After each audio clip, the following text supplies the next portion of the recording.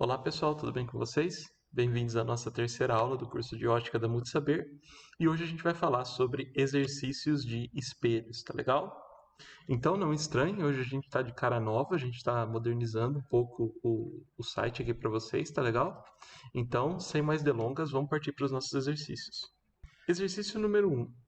Uma pessoa deseja observar por completo um prédio de 101 metros de altura num espelho plano de 1 metro, situado a 50 metros do prédio.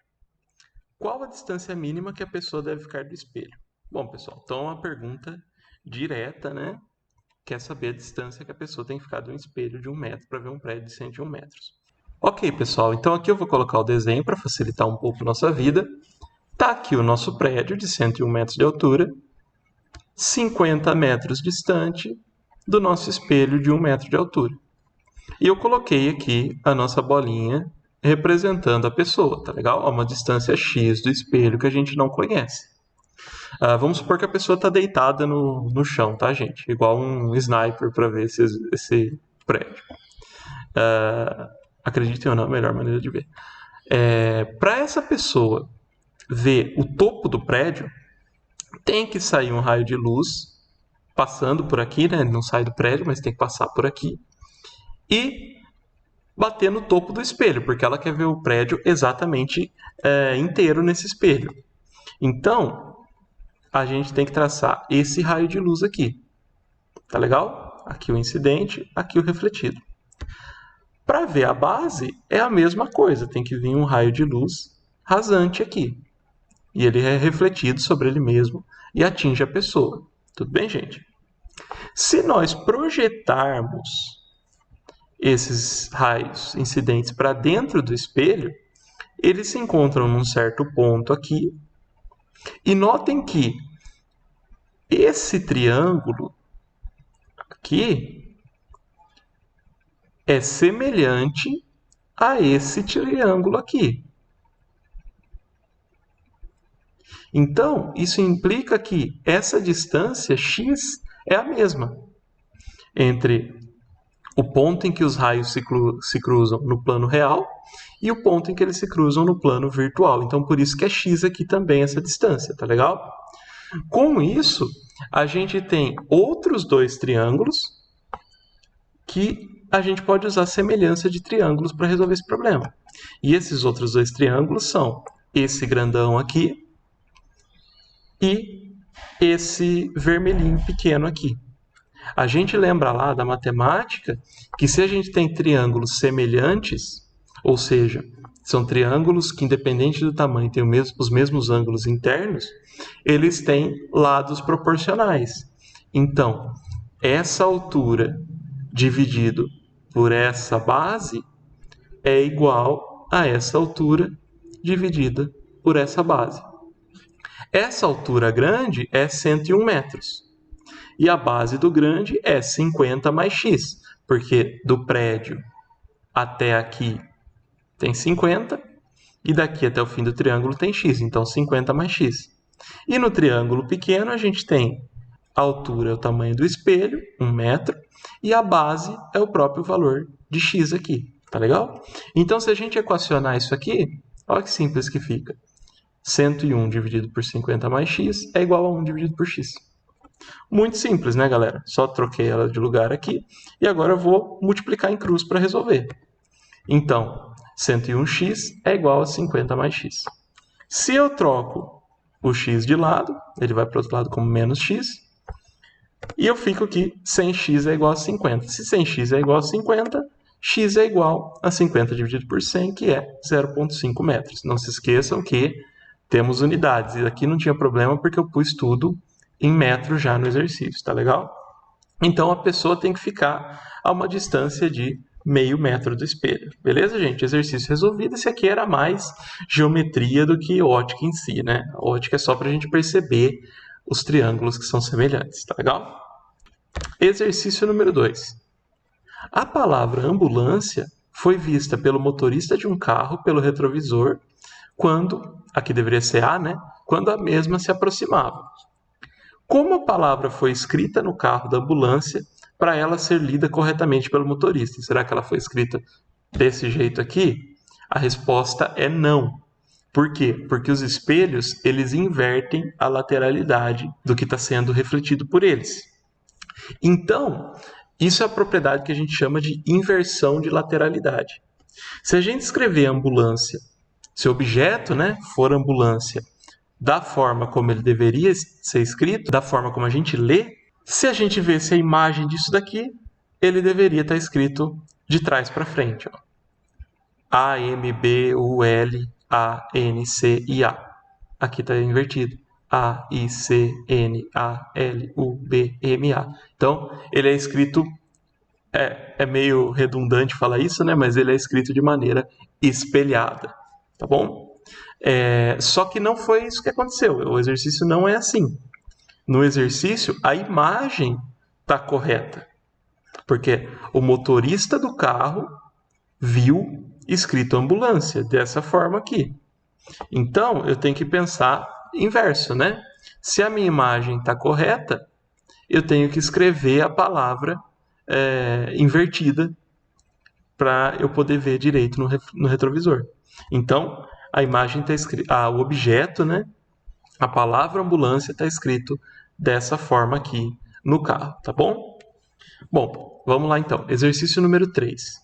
Um objeto foi colocado na frente de dois espelhos e entre eles há um ângulo de 44 graus. Calcule a quantidade de imagens formadas pelos objetos se o objeto for colocado mais perto de um espelho do que do outro. Esse é o item A. E no item B, calcule a quantidade de imagens formadas se o objeto for colocado na bissetriz do ângulo formado pelos espelhos. Bom, gente, o item A não tem segredo. É aquela formulinha que a gente viu das múltiplas imagens. Então, N é 360 dividido por alfa. E alfa é o ângulo entre os espelhos, tá legal? Ele dá que o ângulo é 44 graus.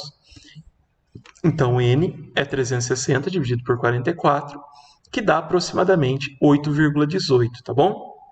Não se esqueçam que, se der um número inteiro, você tem que arredondar para cima. Então, nesse caso, a gente vê 9 imagens. Tudo bem? O caso B é um caso particular quando o objeto é colocado na bissetriz do ângulo. Lembrando rapidamente o que é bissetriz, né? Bissetriz é um segmento de reta que divide o ângulo exatamente no meio. Então aqui no caso seria 22 graus para cá e 22 graus para lá. Tá legal? Lembraram disso? E o objeto está exatamente nessa bissetriz. Quando isso acontece, a gente tem uma adiçãozinha para fazer nessa fórmula. Na verdade, uma subtraçãozinha para fazer. Porque a gente usa 360 dividido por alfa menos 1. Por quê? Por causa da simetria do problema, você perde uma reflexão.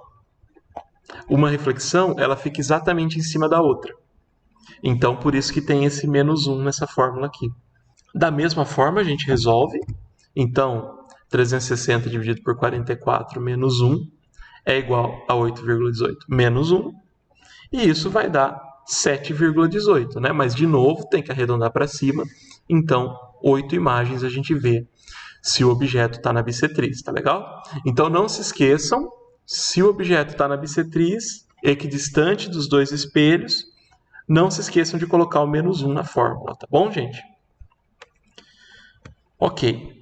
Vamos então para o exercício 4. Esse daqui é do Enem de 2011, tá legal? A figura mostra uma superfície refletora de formato parabólico. Lembrem disso, é importante. Que tem sido utilizada como fogão solar. Esse dispositivo é montado de tal forma que a superfície fique posicionada sempre voltada para o Sol. Neste, a panela deve ser colocada em um ponto determinado para maior eficiência do fogão. Considerando que a panela esteja posicionada no ponto citado, a maior eficiência ocorre porque os raios solares, aí vem as alternativas, refletidos passam por esse ponto, definido como ponto de reflexão, e aí vem as outras. Mas, para resolver esse problema, vamos lembrar que isso aqui nada mais é do que um espelho esférico. Então, o que acontece? Lembram dos raios notáveis? Lembra que você tinha um raio que vinha paralelamente ao eixo principal e era refletido no foco? Como o Sol, ele é solar, né, gente? Então ele está usando a luz do Sol. Como o Sol está muito distante do espelho, aproximadamente 8 minutos-luz do espelho, você pode considerar que os raios solares são quase paralelos ao eixo principal do espelho. Então, os raios solares que incidem sobre esse espelho aqui, eles vão ser refletidos no foco do espelho. Então, se eu desenhar vários raios aqui, ó, todos eles vão ser refletidos no foco. Então, você tem uma concentração de raios refletidos no foco do espelho. Então, a alternativa correta, que corresponde a isso que a gente está observando aqui nessa figurinha, é a alternativa C. Os raios solares refletidos se concentram nesse ponto, que é definido como foco da parábola. Esfera esférico ou parabólico vai ter essa propriedade, tá legal? Não é exatamente a mesma coisa, mas vai ter essa propriedade dos raios notáveis, porque isso é uma propriedade da reflexão e não do tipo do espelho em si. Então, pessoal, esse é um tipo de exercício caideiro do Enem, hein? Lembrem-se dos raios notáveis, eles costumam cair em exercícios desse tipo, tá bom? Bom, agora vamos fazer um exercício um pouco mais matemático, né? Para usar um pouco a equação dos espelhos. Vamos lá. Um garoto de 1,5 metros de altura coloca-se sobre o eixo principal de um espelho côncavo, cujo foco está a 5 metros do vértice. A distância entre o garoto e o espelho é de 3 metros. Determine a posição, a natureza e a altura da imagem desse garoto no espelho. Bom, eu vou colocar aqui os valores que a gente tem, né? A altura do objeto, que é o garoto, é 1,5 metros. A distância focal é 5 metros, porque o foco está a 5 metros do vértice. E a distância entre o garoto e o espelho é 3 metros. Então, o nosso P é 3 metros. O que ele pede? As características da imagem formada, né, pessoal? Então, a primeira coisa que a gente tem que fazer aqui é lembrar da nossa anotação, da nossa convenção de sinais para a equação dos espelhos. Lembrem que aqui a gente tem o caso do espelho côncavo, então a gente vai usar o F maior que zero, e um objeto real, então a gente vai usar o P maior que zero. Então, a nossa equação, 1 sobre F é 1 sobre P mais 1 sobre P'. Eu vou substituir o F e o P, ambos vão ser positivos, e vou calcular o P', tá legal? Então, no lugar do F eu coloco 5, no lugar do P eu coloco 3. Mais 1 sobre P' que eu não mexo. Ok. Só mudei a equação aqui de lugar, e agora o que eu vou fazer é pegar esse 1/3 e passar para o outro lado com o valor negativo, né? Então vai ficar 1/5 menos 1/3 é igual a 1 sobre P'. Então, vamos fazer MMC aqui. Eu já troquei de lado, né, gente? Não tem problema nenhum inverter os lados. E fiz o MMC aqui, ó. Entre 5 e 3 é 15. Aí 15 dividido por 5 vezes 1, 3. 15 dividido por 3 vezes 1, 5. Não esquecer do sinal de menos aqui, beleza? Fazendo essa continha aí no numerador, eu fico que 1 sobre P' é menos 2 sobre 15. Para eu saber P', basta eu inverter essa fração. Então, P' é menos 15 dividido por 2, que dá menos 7,5 metros. Tá legal? Daqui, a gente já consegue ver que a imagem é virtual. Por quê? Por causa desse sinal de menos que aparece aqui. Lembrem da nossa convençãozinha. Eu não vou voltar lá porque vocês já têm aí anotado no caderno de vocês, tá bom? Ok. Mas isso me resolve a posição da imagem. Eu ainda preciso saber a natureza e a altura dela. Para isso, eu vou usar aquela formulinha do aumento. Aumento é o tamanho da imagem pelo tamanho do objeto ou menos P' por P. Eu não sei qual que é o aumento, mas se eu usar só essa parte aqui, ó, da nossa equaçãozinha, a gente consegue tirar o I, né? Porque a gente conhece o O, é 1,5. O P' a gente acabou de calcular, é menos 7,5. Cuidado com esse sinal de menos, que eu coloquei os dois aqui. Esse daqui vem da fórmula e esse daqui vem do P', tá bom? E o P, 3 metros positivo. Então, eu simplesmente tenho que pegar esse 1,5 e passar multiplicando lá, e já resolvi também essa regra de sinal, ó, menos com menos, mais. Então, a minha imagem é 7,5 vezes 1,5 dividido por 3. Se eu fizer essa continha, dá 3,75. Tá legal? Gente, para fazer essa continha rápida, não se esqueçam que 1,5 dividido por 3, você pode simplificar em cima e embaixo por 1,5, e aí fica simplesmente 7,5 dividido por 2, tá legal? Que dá 3,75. Então, um truquezinho aí para fazer essa conta mais rápida. Mas isso só resolve a altura, a gente ainda precisa saber a natureza. Ela é uma imagem maior. Por que é maior? Porque 3,75 é maior que 1,5, evidentemente. E é uma imagem direita. Por que é direita? Porque eu não tenho sinal de menos aqui, ó, deu um sinal de mais. Então, se é um sinal de mais, a imagem é direita. Quer dizer que não está invertida, né, gente? Lembra que a imagem pode ser direita, quando ela está igual ao objeto, ou invertida. Ok. Com isso resolve meu problema, né? Determinei a posição, a natureza e a altura. Simples. Só não façam salada com o sinal, tá legal? Bom, para fixar bem essa questão da equação dos espelhos, vamos fazer mais um exercício aqui. Só que esse começa um pouco diferente, olha só.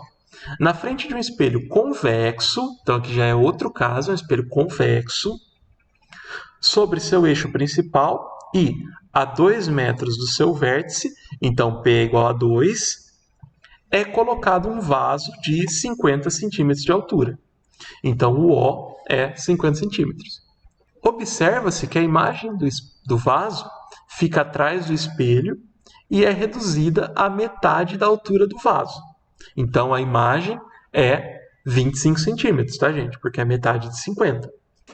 Determine a distância focal e não focar do espelho e a posição da imagem do vaso. Bom, vamos colocar aqui os dados que a gente tem. A gente tem a distância P, que é 2 metros.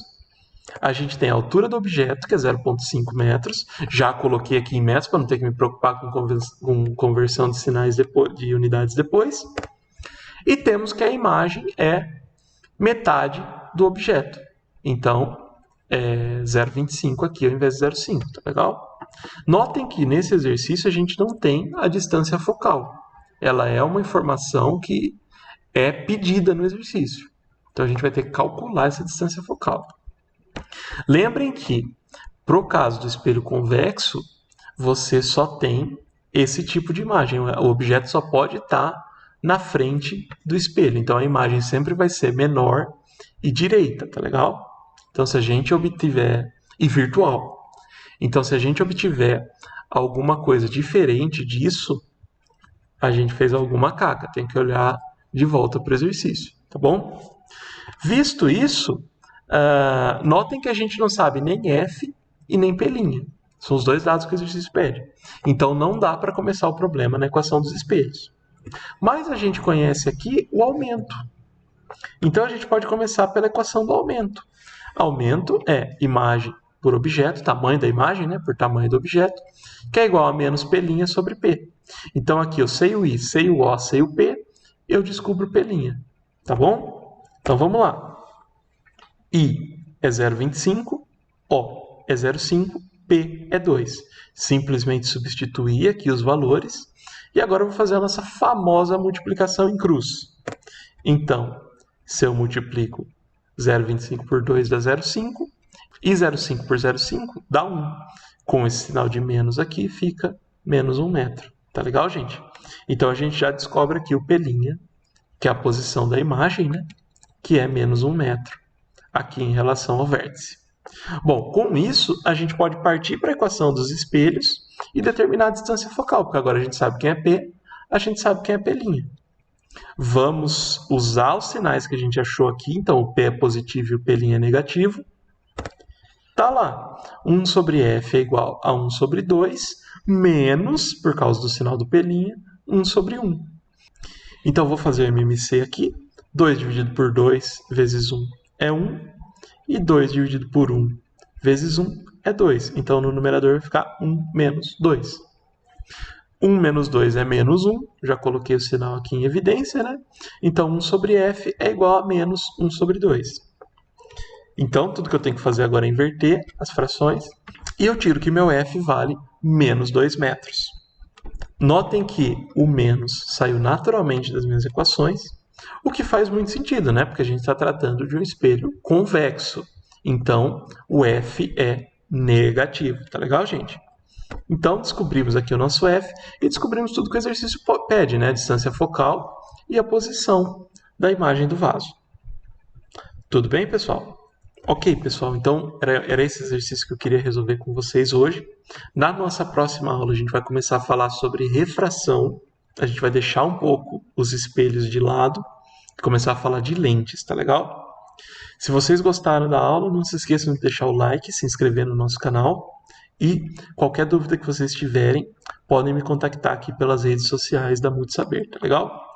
No mais, um grande abraço para todos e todas e até a nossa próxima aula.